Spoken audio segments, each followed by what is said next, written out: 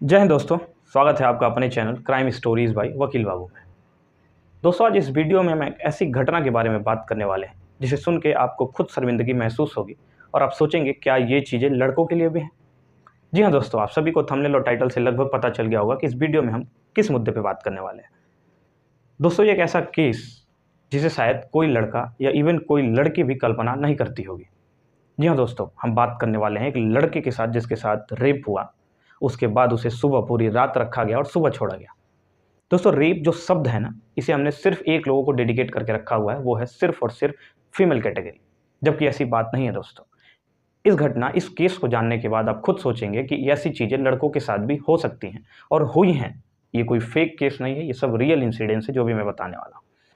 दोस्तों, अब लड़का कितना मजबूर होगा कि किसी लड़के के साथ रेप होता है, वो किसी को बता भी नहीं सकता। इवन वो एफआईआर करने भी जाएगा तो पुलिस वाले हंसेंगे उसके ऊपर। अपने फैमिली मेंबर को बताएगा तो हंसेंगे, अपने दोस्तों को बताएगा तो वो मजे लेंगे कि भाई तेरे तो मजे हैं, एंजॉय कर।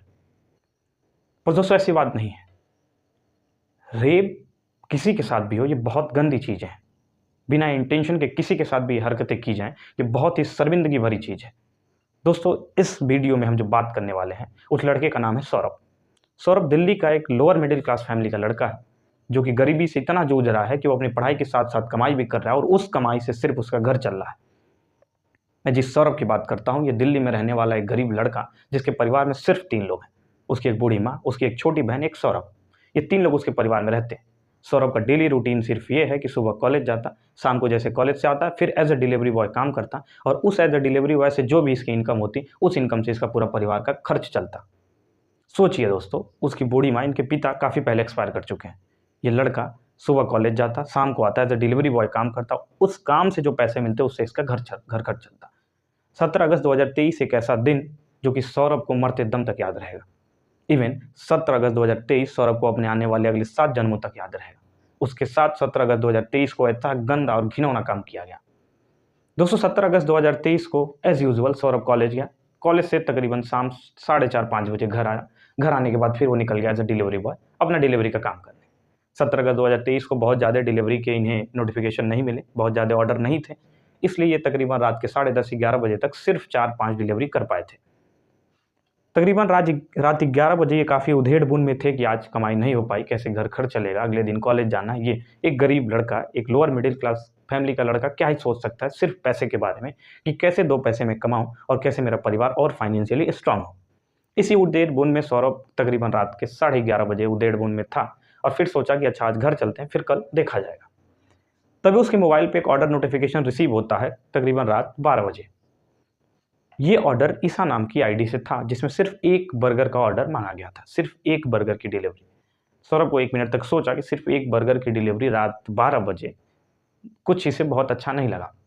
फिर इसने सोचा कि ठीक है, हमें क्या, हम ये भी कर लेते हैं ना, हमें 60-70-80 रुपये और कुछ टिप मिल जाएंगे तो अच्छा हो जाएगा, कुछ कमाई हो जाएगी। आज वैसे भी कमाई बहुत अच्छी नहीं हुई है। और जहाँ से ये ईसा आईडी से जो ये ऑर्डर किया गया था, वो तकरीबन जहाँ से ऑर्डर रिसीव करना था, जहाँ ऑर्डर डिलीवर करना था, वो तकरीबन 13 से 14 किलोमीटर की दूरी थी। इसके बावजूद भी सौरभ ने ऑर्डर रिसीव किया। ऑर्डर रिसीव करने के बाद वहाँ पे 13-14 किलोमीटर दूर गया। वहाँ जाके जब देखा तो सिर्फ 4-5 घर थे, वो काफ़ी सुनसान इलाका था, शहर से हट के। वहाँ पे फिर इन्होंने कॉल करके बुलाया कि मैम आपका ऑर्डर आ चुका है। उसके बाद एक लड़की जो ऑर्डर रिसीव करने निकली, वो आई, ऑर्डर ली। फिर उसने बोला कि पैसे अभी मैं लेके आती हूँ, लेके नहीं आया हूँ कैश, अंदर जाके मैं पैसे लेके आती हूँ। उसके बाद उस लड़की ने सौरभ को ऑफर भी किया कि अगर आप चाहें तो आप अंदर वेट कर लें, मैं अंदर ही दे देता हूँ, फिर आप निकल जाएँगे। तो सौरभ देखा कि काफ़ी अंधेरा है इधर, वो बोला कि नहीं मैं यहीं पे हूँ, आप लेके आइए। इतनी चीज़ें हुई दोस्तों। फिर वो लड़की ऑर्डर लेके अंदर गई। फिर अंदर से वो 5-10 मिनट बाद जब बाहर आई दोबारा दूसरी बार, तो उस लड़की का पूरा रवैया बदला हुआ था। रवैया बदलने का मतलब क्या है दोस्तों, ये आप समझिएगा। जब वो ऑर्डर रिसीव करने लड़की आई थी तो काफ़ी प्रेम से बात की और अंदर गई। पर जब वो दूसरी बार बाहर आई तो वो काफ़ी गुस्से में, और शी वाज़ टोटली ड्रंक, पूरी चढ़ा रखी थी उसने।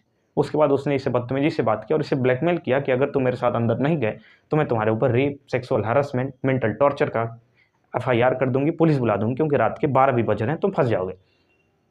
एक गरीब लड़के के ऊपर अगर आप सेक्सुअल हैरेसमेंट, मेंटल टॉर्चर और अटेम्प्ट टू रेप का केस का नाम भी ले लीजिएगा तो वो इंसान डर जाता है दोस्तों। वो भी वो लड़का जो इतना गरीब, अपने परिवार के किसी भी तरह खर्च चला रहा है। यहाँ सौरभ बेचारा डर गया। वो उस लड़की के साथ अंदर चला गया। जब अंदर जाके देखा तो वहाँ पे करीबन 8-10 लड़कियाँ थीं और पूरा पार्टी चल रहा था, गाना बजाना, नाच, दारू, बियर, सारी व्यवस्थाएँ थी। बर्गर मंगाना सिर्फ एक उनका बहाना और एक बोलते हैं वो समझ रहे हैं आप, वो था उनका। उसके बाद सौरभ वहाँ अंदर गया, अंदर जाके वो रिक्वेस्ट कर रहा है कि प्लीज़ आप पैसे मत दीजिए, मुझे छोड़ दीजिए, मैं चला जाऊँ। उसके बाद में भी ईशा ने इसे धमकाया और मोबाइल निकाल के टॉर्चर किया कि मैं जा रही हूँ बस पुलिस को कॉल करने, कि तुम डिलीवरी देने आए थे, तुमने मेरे साथ ऐसे ऐसी गंदी हरकतें करने की कोशिश की। उसके बाद ईशा ने सौरभ से बोला कि तुम उस रूम में जाके बैठ जाओ। सौरभ बेचारा क्या करे, मजबूर था। वो अंदर गया, जाके रूम में बैठा। रूम में जैसे ही बैठा उसके 10-15 मिनट बाद ईशा अंदर गई। ईशा ने इसके साथ रेप किया। उसके बाद अपनी सारी सहेलियों को बुलाया, सब ने बारी बारी से इसके साथ रेप किया, सब ने मिल के भी किया। ये तकरीबन रात के 1-1:30 बजे की घटना है। रात के 1-1:30 बज चुके थे और 5 लड़कियों ने मिल के इसके साथ ये घिनौनी हरकत की। दोस्तों ये सुन के जो भी इससे मेल मेंबर देख रहे होंगे हमारे, ये सुन के बहुत लोगों को लग रहा होगा अरे इसमें क्या हो तो अच्छी चीज़ है। दोस्तों कोई भी चीज़ जब अत्यधिक हो जाती है तो वो नुकसान करती है, वो चाहे लड़की का हो या लड़का का हो। आप इसी बात से समझ सकते हैं। I hope you will understand. ये तकरीबन 1:30-2 बजे घटना हुई। उसके बाद सौरभ बेचारा रोता रहा। इसे 2 बजे छोड़ के सारी लड़कियां बाहर चली गईं, जब वो पूरी तरह सेटिस्फाई हो गई। फिर भी इन सारी लड़कियों ने इसे घर से नहीं छोड़ा, बोला कि अभी तुम यहीं रहो। सुबह 4 बजे फिर जिनका मन करता है वो जाते हैं, उसके साथ करते हैं, फिर बाहर चले आते हैं। सुबह 4 बजे इसे घर से छोड़ा गया, बोला गया अब तुम जाओ, अगर तुमने किसी को भी ये बताने की कोशिश की तो तुम ही फंसोगे, हम तो फंसेंगे नहीं, क्योंकि तुम्हें सारा कानून, सारी सोसाइटी और लोगों की थिंकिंग क्या है ये सारी चीज़ें तुम्हें पता है। दूसरी बात ये है दोस्तों कि अगर वो ब्लैकमेल ना भी करें तो कोई लड़का ये घटना किसी को बता भी नहीं सकता, क्योंकि उल्टा लड़के के ऊपर ही हंसा जाएगा। ये चीज़ें आप भी समझ सकते हैं। यही सेम चीज़ें सौरभ के साथ भी घटी। सौरभ तकरीबन 4 बजे निकला, अपने घर पहुंचा 4:30-5 बजे। उसकी माँ पूछी कि बेटा तुम रात भर काम ही करते थे या दोस्त के यहाँ थे? अब इसे मजबूरन झूठ बोलना पड़ा। ये बोला कि माँ मैं दोस्त के पास था। उसके बाद 2-4 दिन ये ना काम पे गया ना कॉलेज गया। उसके बाद बेचारा करे तो क्या करे, फिर चीज़ें मान के फिर अपने रूटीन में आया। तकरीबन साल भर बाद ये घटना उसने अपने एक दोस्त से साझा किया कि मेरे साथ ऐसी ऐसी चीज़ें हुई थी। जिस दोस्त से उसने ये घटना साझा की वो दोस्त एक जर्नलिस्ट था, जिसने ये आर्टिकल न्यूज़ में पब्लिश किया। उस न्यूज़ आर्टिकल से पढ़ के मैं ये घटना आपको सुना रहा हूँ। इसका भी कोई भी लीगल एक्शन नहीं लिया गया है, ना ही इस पे एफआईआर सौरभ ने कराया है, ना कुछ भी, ना ही वो कराएगा। इवन सौरभ की ये रिक्वेस्ट भी है कि उसका नाम, ना ही लड़कियों का नाम कुछ भी उछाला ना जाए। सिर्फ और सिर्फ ये वीडियो बनाने का मेरा मकसद ये था दोस्तों कि अगर आप रेप वर्ड को सिर्फ एक कैटेगरी से जोड़ रहे हैं तो ये भी अच्छी बात नहीं है। ये किसी के साथ ना हो, ये मैं भगवान से भी प्रार्थना करता हूँ और सभी लोग से रिक्वेस्ट भी करता हूँ कि ऐसी चीज़ें अपने दिमाग में भी ना लाएं। परंतु इस घटना से आपको ये भी मिलेगा कि लड़कों को भी इस मामले में भी सतर्क रहने की बहुत ज़रूरत है। आपकी क्या राय है इस मामले को लेके कमेंट सेक्शन में ज़रूर बताइएगा, और अगर वीडियो के दौरान मेरे से कुछ भी गलती हुई हो तो उसके लिए माफ़ करिएगा। Thank you so much. फिर मिलते हैं अगले वीडियो में। इस वीडियो को शेयर जरूर करिएगा अपने सभी दोस्तों के पास, जिससे वो भी जागरूक हो सकें। Thank you so much. जय हिंद दोस्तों।